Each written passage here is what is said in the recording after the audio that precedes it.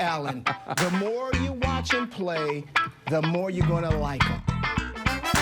Nick, our mutual friend who we were just talking about, Dave Stewart, he gave me the scouting report on you. He says you're not a man of a ton of words, all right? But we need to fill a whole half-hour show here. Can you hang with us? I can try, for sure, yeah. Is that an accurate depiction, by the way? Does he have you right? Soft-spoken? I am soft-spoken, but, you know, if someone brings the words out, okay. they'll come out. They'll come Threw out. the pressure yeah. right back on me. All right, I see how it goes. He also said that, you know, I'm asking about personality. He's known you for many years. And he goes, that kid has always been just really smart, really responsible. So what has made you this way? What has made you a really put-together individual? I'd have to say my parents, for sure. But it hasn't always been that way. Oh, here we go. Yeah. I'd say when I was younger, man, I had an attitude on the field. I had an attitude outside of the field. It took a lot of growing up for me, for sure. I wasn't always some guy on the field that's always trying to hold his composure well. My dad instilled, try to have the best attitude you can on the field. Mm-hmm. But like I said, it wasn't always that way. And I had to really fight through a lot of stuff because I was so competitive. I was too competitive. Really? And that's something that I feel like I'd like to kind of bring back in a sense, mm-hmm. Because going through the minor leagues and in high school, like, I was trying to show that not to put my head down, not to do all that kind of stuff. But I want to bring a little bit more passion back because I think that's something that's big. That's kind of lost a little bit now. And that's something that's a part of me. And I think it's kind of been just hidden for too long. And just trying to bring it back one step at a time. That. In the right way. Yeah. In the right way. Not Yeah. to do anything bad out there, but I want to bring some passion for the fans out here in Oakland. And I love that. Try to bring a winning attitude. What's the earliest memories you have of playing baseball? Because to me, it sounds like you've been literally doing this since you could start walking. What's the earliest baseball memories you had? I think one thing that comes to mind is like T-ball days. I think I did a camp with a Kerry Wood camp. Oh wow! Yeah. Yeah. And I think that's one thing that I remember. Just putting on, like, they gave us batting gloves there, just putting the batting gloves on, running around, watching him. He would like take BP even though he was a pitcher, and he was quirky too. Yeah, really, yeah. But I think that was one of my earliest memories. Can't thank my parents enough for honestly even getting me into that. I don't even know how it happened, but. Well, and apparently you also crossed paths with Tony Gwynn at one point. Yes. Is that true? Yes. And he told you something? So, I bat boyed for the San Diego State Aztecs baseball team. Yep. And Tony Gwynn was a manager there. But I think one thing he told me was, man, if you don't get good grades, you're not going to go anywhere in this game.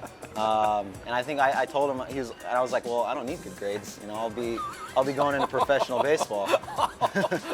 And you told that to Tony Gwynn. I did. I think I did tell him that. Yeah. I bet he smiled after that. He for sure smiled. He's like, nope, you're wrong. And he was right. Yeah. I mean, you have to get good grades, to at least give yourself a shot. And that was a true statement. So speaking of the school aspect, it's interesting because the career took you away from playing college baseball. You actually committed to USC. Yeah. But obviously never went there. First off, I've got a couple questions. Do you think you'll ever go back and get your degree? I mean, your baseball career could take you a lot of years and time here, and this would be way down the road. Yeah. I get it. Do you think that would ever interest you to go back and do that? I don't think it hurt. Yeah. Undecided. Yeah, maybe. undecided. Okay. All right. And I think it'd be something that would be really awesome. Yeah. But I think you never know where life takes you. Absolutely. So I'm just taking it one step at a time. And do you also feel like, and I say this respectfully, did you miss out on something? Did you miss out on a college experience, or you okay with not having that? Obviously I missed out on the years there, but right. I'm happy with the route I took. I mean, and it's a unique opportunity, yes, right? Really yeah. is, really is, yes. Being small statured. Okay, everybody knows it, everybody can see it. Hey, welcome to the club, by the way. But getting asked about that, or getting people commenting on that about you all the time, does that get old? Honestly, it just kind of goes over my head now. It's just something that's been a part of my life, and it's not going to change. Yeah. You know, I'm at that point. I ain't getting taller. But you know, I can get stronger and That's keep true. getting in and do the things I need to do on the Right. field to be as successful as I possibly can. But yeah, it's just something that I just kind of put in the rearview mirror and just keep going about my day. There have been great ball players of smaller heights. Pedroia won. I mean, you're wearing number 2, just like Mike Gallego wore on that field out there. He had a great career, was well loved. When you're growing up, do you identify with those players more? Do you really feel them more? Do you like them more? You know, I just looked at who, you know, I thought I played like. Yeah. And but then again, you know, seeing Altuve There's another one. have some of his success. Right. Like you said, Pedroia. Right. When I watch those guys and I'm like, it's doable. Right. Right. It's Yeah. we're beyond the fact to think that you can't do something, Yeah. that your height or size is going to limit that. Yes. So in that sense, does it almost put the chip on your shoulder constantly, or you're saying there's not even a chip anymore, or there ever was? You know, I just think we're in the major leagues. You know? Yeah. There's guys that are ginormous playing. Right, But if Right. I know if I play my game, Yeah. you know, it speaks for itself. So the A's gave me this opportunity, which in the end was one of the best experiences that I've ever had in my awesome. whole entire life. So I can't thank them enough for letting me do it.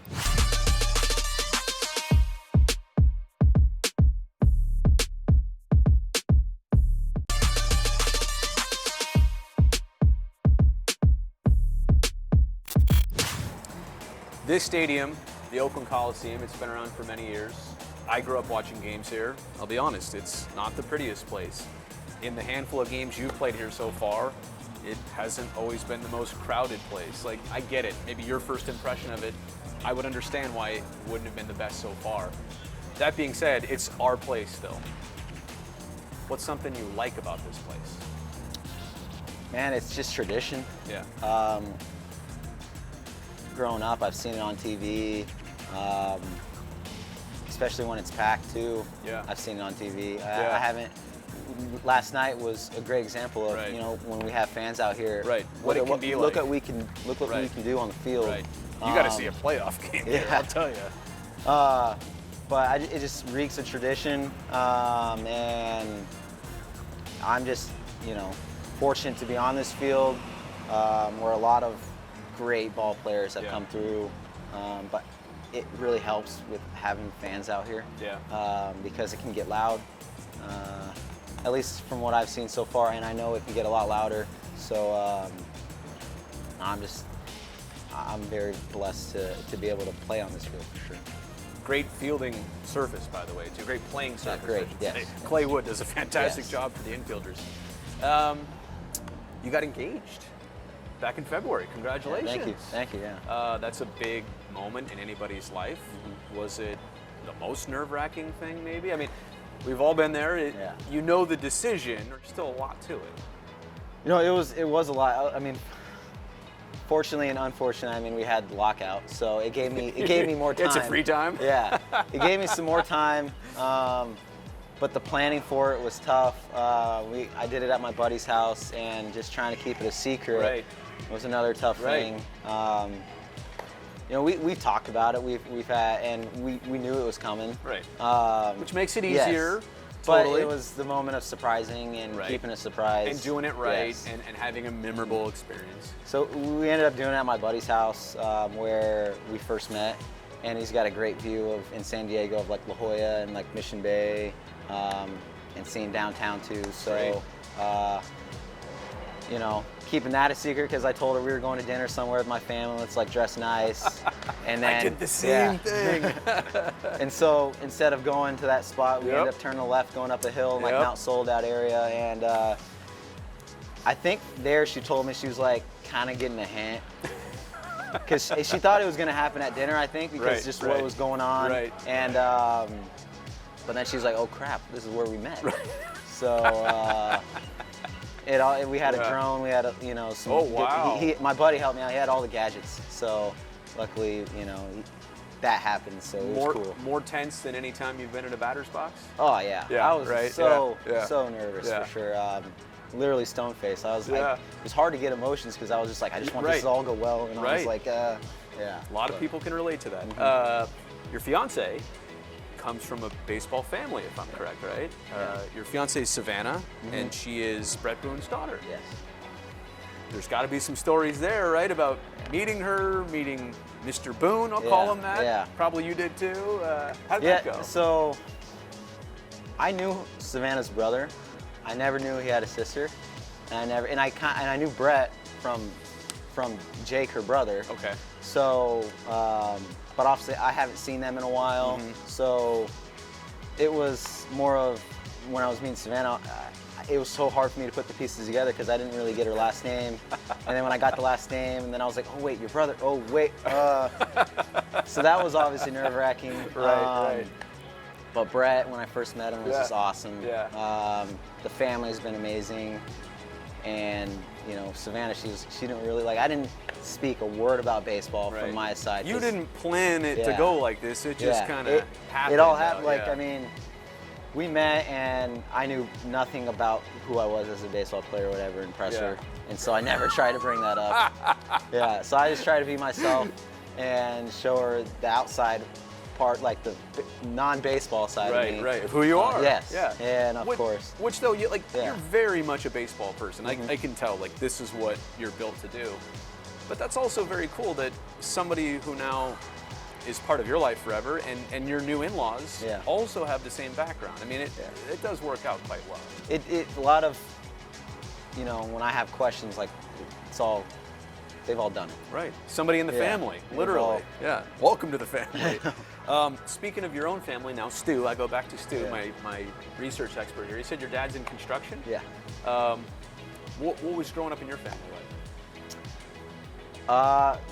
Obviously my dad's a general contractor, and then my mom started working at Trader Joe's, I think when I was in 6th grade or around there. But she was a stay-at-home mom until then, and it was, my mom would help my older siblings, and my dad would take me to, baseball tournaments, all that kind of stuff. So my dad was always there for games. My mom just had other stuff she had to take care of. She had to take care of my 3 older siblings in that sense when we were away on trips or whatever. Yeah. And I'm fortunate that at least I had a family member come with me. Yeah.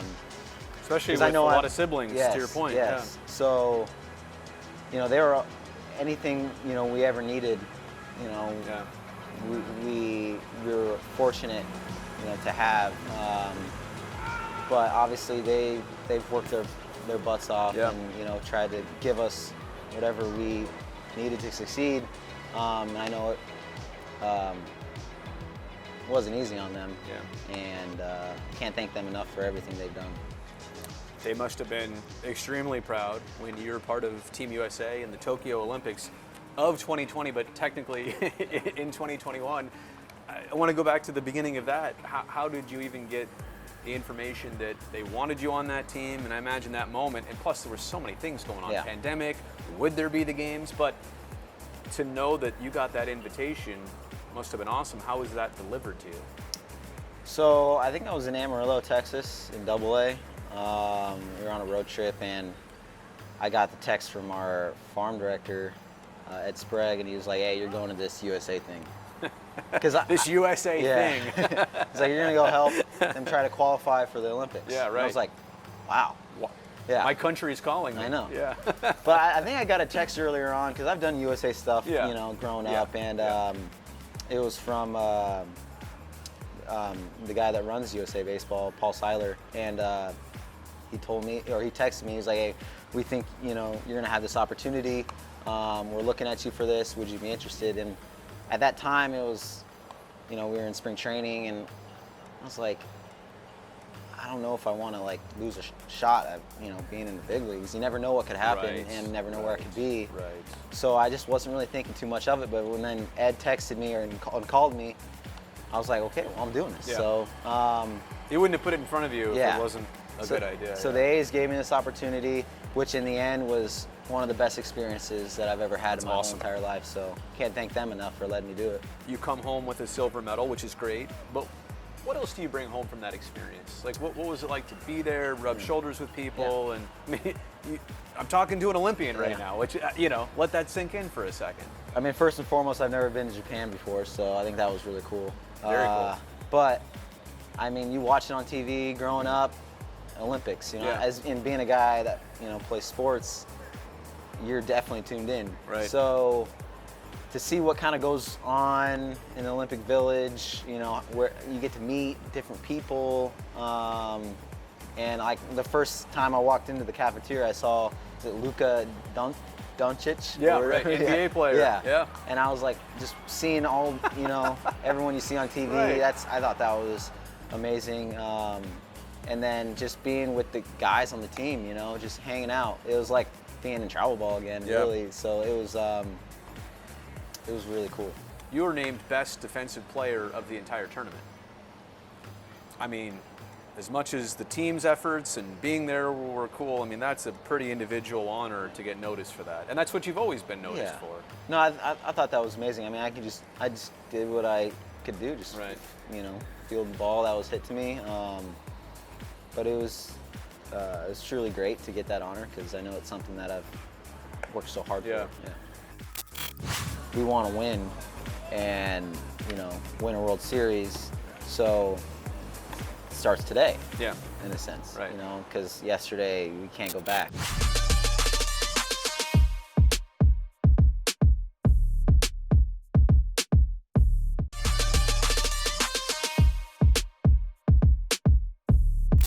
What types of things do you need to do on game days? Or what do you like to do on game days? And this could be whether it's baseball related or a breakfast you need to have. Like, what's a day look like for you? I have certain routines when I get here, but it's more like how do I get my body warmed up or kind of what I do in the cage. It's not specific like to eating food or whatever. I do like to do a certain amount of reading and a little journaling in the morning. Oh, wow. But it's not a lot. All right. Not like what you probably think. It's just, write down a couple thoughts. Okay. Maybe prayers. And then, read a little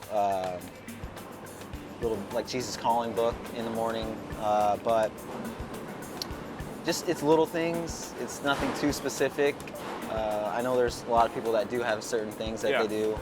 But yours are not superstition related.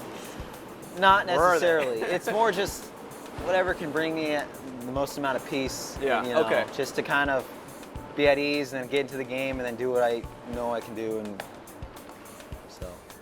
Does it hit you once or does it hit you over and over that you're wearing a Major League Baseball jersey? I think the first time I got called up, it definitely hit me a lot. I think now it's like, it's truly special, but I'm here to do, let's win. I think that time for me being like, dang, I'm in the show it's not over. I'm here. Right. But now it's time to do a job. Right. Shortstop or second base, two different positions, not very far apart. How different are they to play?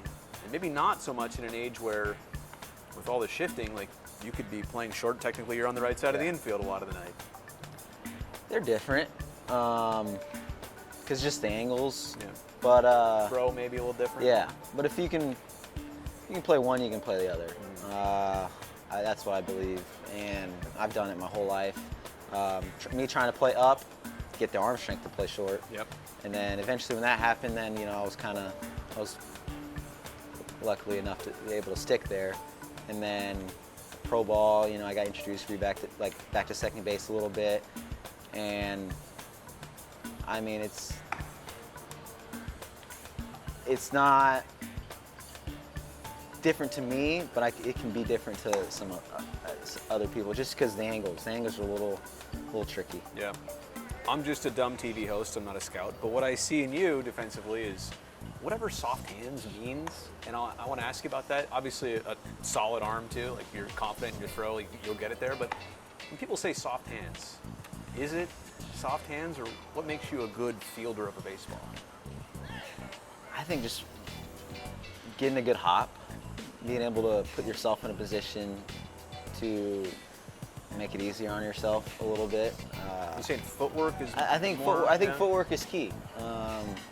Because if you're constantly getting like a medium hop or something like that, then Right. it's going to be tough to field. Hard to field it, right? Yeah. Right. Catching it in So, between, yeah.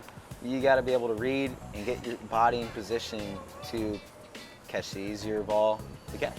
I think Yeah. to make it that simple, and that'll allow you to have the softer hands, I'd say. All right, we've talked so much about baseball. It's dominated your life from the early years. Let's just run it back and say that you never became a baseball player, or you didn't make it here. What else would you be doing in life? Take That all is the time tough. you need. That is tough. You don't think about that very often. I haven't really thought about it, Yeah. honestly. It's always just been 1A for me. I feel like if you want to do something bad enough, it might be the approach you need to have. Then again, you know, I really wouldn't know where I'd be. Yeah. I know that if baseball wasn't in my life, obviously I'd figure it out. You know, Yeah, so, of course. Yeah. You just dedicated to something else. You don't Yeah. know what that is. Okay, which brings me to this. Many decades, hopefully, down the road, baseball's done as a player. Do you stay in it some other way, or do you try something new? What else? Is there anything else you'd want to try in life? I've been interested in just like real estate stuff. I think that's when you're talking about me going back to school ever. Right. It'd be something like For that. I'd go learn more in that department. Whatever I could do to help myself out in that. So I think that's something maybe down the road. And I wouldn't mind being back in the game. I think it's hard for me to go a week without even picking up a bat. So in the off season. So I'd say I'd want to be back in it. It's amazing. We just skipped over your entire career here in that line of questioning. Yeah. We went about 20 years Yeah. too far down the line. Well, let me close it out with this. Let's go right back to the present. You're here in Oakland at a time where obviously the team is struggling. One of the worst paces of a record for the team so far. But there are signs of hope of young players coming up, yourself included, and you're not the only one. Is there some excitement in the sense of you could actually be the start of the next big thing here in Oakland and something new? Does that cross your mind? I think it does, you know, because obviously we want to win and, you know, win a World Series. So it starts today. Yeah. In a sense, Right. you know, because yesterday we can't go back. Right. We can't go back in time. All we can do is be in the present and keep moving on. But it starts today, and you know, I'm glad I'm here. There's some young talent that we Right. got that's coming up that it's really good. Right. Really good. People will be excited. But what we got right now is a lot of talented players as well. You know, we're just trying to piece it together and find ways to put W's on the board. And the way we've been playing, you know, we've been playing good enough to get it done. So, but from here on out, you know, that's just gonna keep playing winning baseball, and I'm lucky to be here. So I guess to say is that I have thought about it. I have thought about being a part of it, something that Yeah. that is winning baseball.